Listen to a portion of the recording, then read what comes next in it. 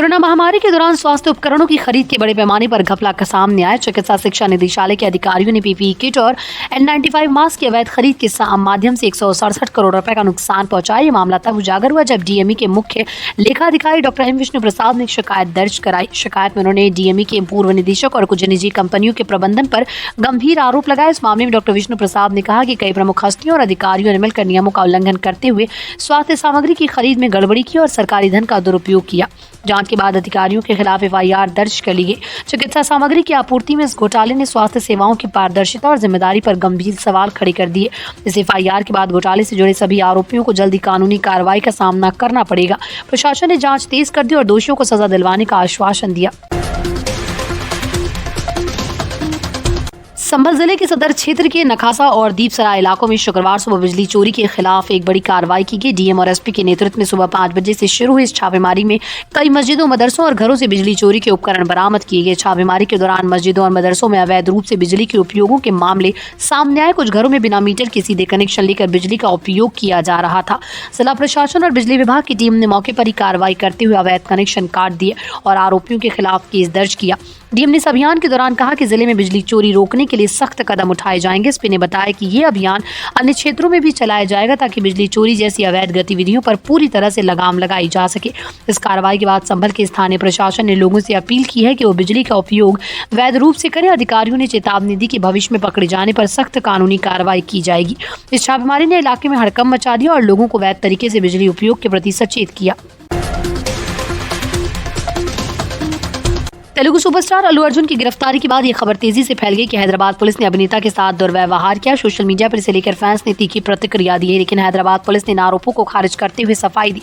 Police ने बताया कि अल्लू अर्जुन की गिरफ्तारी नियमों का उल्लंघन करने और भीड़ को अनियंत्रित करने की स्थिति पैदा होने के कारण की गई। अधिकारियों के मुताबिक अभिनेता के आने से पहले इलाके में पूरी तरह से भीड़ नियंत्रण में थी, लेकिन जैसे अल्लू अर्जुन पहुंचे लोगों का जमावड़ा बेकाबू हो गया, जिससे सार्वजनिक शांति और व्यवस्था बनाए रखना मुश्किल हो गया। पुलिस ने यह भी कहा कि अल्लू अर्जुन को हिरासत में लेना एक प्रशासनिक कदम था ताकि स्थिति को काबू में किया जा सके। पुलिस प्रवक्ता ने बयान जारी करते हुए स्पष्ट किया कि अल्लू अर्जुन के साथ किसी भी तरह का दुर्व्यवहार नहीं किया गया। हमने केवल कानून व्यवस्था बनाए रखने के लिए ये कदम उठाया। इस घटना ने अल्लू अर्जुन के प्रशंसकों के बीच खलबली मचा दी। वो अभिनेता के समर्थन में सोशल मीडिया पर आवाज उठा रहे हैं। पुलिस की सफाई के बावजूद फैंस सवाल करें कि क्या घटना प्रशासनिक चूक का नतीजा थी। अल्लू अर्जुन तेलुगु सिनेमा के सबसे बड़े सितारों में से एक है और उनकी लोकप्रियता के कारण अक्सर उनके कार्यक्रमों में बड़ी संख्या में लोग जुटते हैं। घटना के बाद से ये मामला चर्चा का विषय बना हुआ है। गुजरात एटीएस ने शुक्रवार को अहमदाबाद के असारवा इलाके में स्थित यूएन मेहता अस्पताल के पास एक विशेष अभियान चलाकर 2 संदिग्धों को गिरफ्तार किया। ये दोनों व्यक्ति हथियार लेकर अस्पताल पहुंचे। एटीएस के एक वरिष्ठ अधिकारी ने बताया कि खुफिया सूचना के आधार पर यह ऑपरेशन चलाया गया। सूत्रों के अनुसार एटीएस को सूचना मिली थी कि 2 संदिग्ध हथियार लेकर अस्पताल की ओर आ रहे हैं। इसके बाद एटीएस ने तुरंत एक विशेष टीम को इलाके में तैनात किया। शाम करीब 4:30 बजे सादे कपड़ों में तैनात एटीएस टीम ने अस्पताल के गेट पर दोनों साथियों को रोका। इन संदिग्धों के पास 2 असलहे पाए गए। इस पूरी कार्रवाई को प्रत्यक्षदर्शियों ने देखा और बताया कि एटीएस अधिकारी बिना किसी उपद्रव के उन संदिग्धों का पीछा कर उन्हें पकड़ने में सफल रहे। इसके बाद एटीएस ने अस्पताल परिसर को सुरक्षित कर अपना अभियान पूरा किया।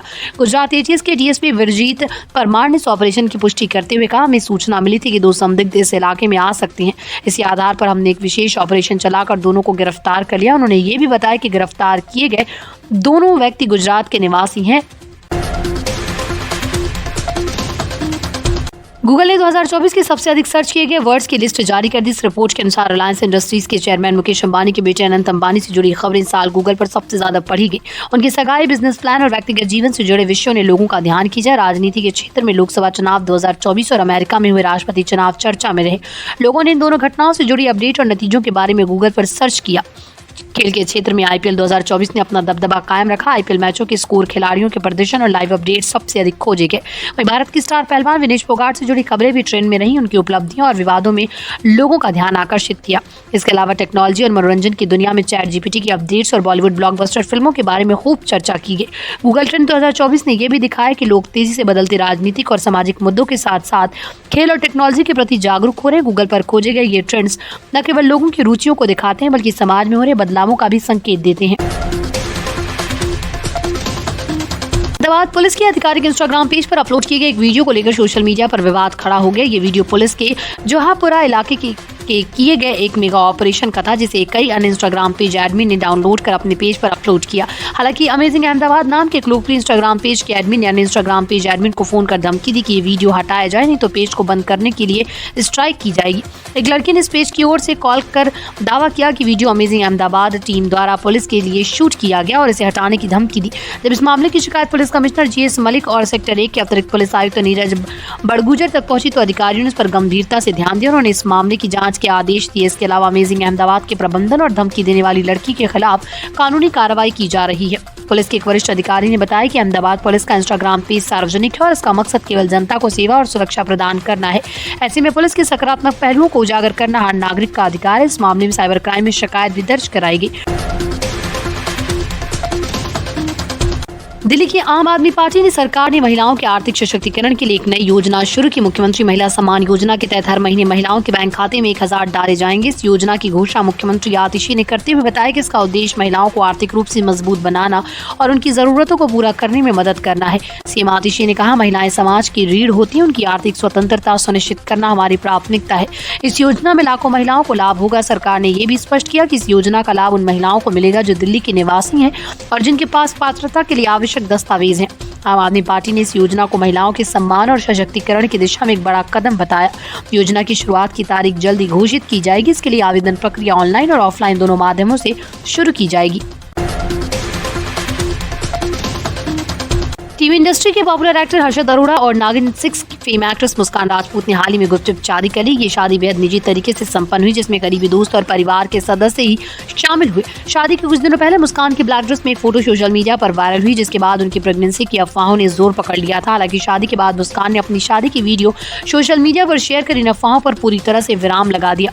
वीडियो में दोनों बेहद खुश नजर आ रहे हैं। मुस्कान ने कैप्शन में लिखा, ये हमारे जीवन का सबसे खूबसूरत दिन है। फैंस और इंडस्ट्री के कई सेलेब्स ने इस कपल को शादी की बधाई दी। मुस्कान और हर्षद की जोड़ी को दर्शक पहले भी पसंद करते रहे और अब उनकी शादी की खबर ने फैंस को और उत्साहित कर दिया। अयोध्या के बाद अब पश्चिम बंगाल में भी भव्य राम मंदिर बनाने की तैयारी शुरू हो गई। भाजपा ने इसका आधिकारिक ऐलान कर दिया। भाजपा नेता अग्निमित्र पॉल ने बताया कि बरहमपुर में राम मंदिर का शिलान्यास अगले साल किया जाएगा। उन्होंने कहा कि ये मंदिर धार्मिक और सांस्कृतिक एकता का प्रतीक होगा। भाजपा के इस ऐलान को तृणमूल कांग्रेस सांसद हुमायूं कबीर के बाबरी मस्जिद को लेकर दिए गए बयान के जवाब के रूप में देखा जा रहा है। हुमायूं कबीर के बयान ने राजनीतिक हलचल मचा दी, जिसके बाद भाजपा ने इसे हिंदू भावनाओं का अपमान बताया। भाजपा नेताओं ने ममता बनर्जी की सरकार पर भी गंभीर आरोप लगाए। उन्होंने कहा कि टीएमसी सरकार राज्य में हिंदुओं के धार्मिक अधिकारों की अनदेखी करी। भाजपा का ये कदम पश्चिम बंगाल में धर्म और राजनीति के बीच नई बहस को जन्म दे सकता है। इंडिया में तख्तापलट के बाद हालात और अधिक खराब हो गए हैं। देश में युद्ध जैसी स्थिति बनी हुई है। हर तरफ बम और मिसाइलों की आवाज सुनाई देती है और लोग खौफ के साए में जी रहे हैं। इस बीच इजराइल ने भी स्थिति का फायदा उठाते हुए सीरिया पर अपने टैंक भेज दिए, जिससे स्थिति और तनावपूर्ण हो गई। सीरिया में फंसे 4 भारतीय नागरिकों को भारतीय दूतावास ने सुरक्षित निकाल लिया। भारत लौटने के बाद इन नागरिकों ने अपने अनुभव साझा करते हुए बताया कि वहाँ जिंदगी कितनी कठिन हो गई। हम रोज बम और मिसाइलों की आवाज सुनते थे, ये हमारी जिंदगी का सबसे मुश्किल समय था। एक नागरिक ने कहा, दूतावास ने भारतीय नागरिकों को बचाने के लिए विशेष अभियान चलाया। वह विशेषज्ञों का मानना है कि सीरिया में हालात जल्द सुधरने की संभावना नहीं है। ऐसी स्थिति में दूतावास का ये कदम सराहनीय है।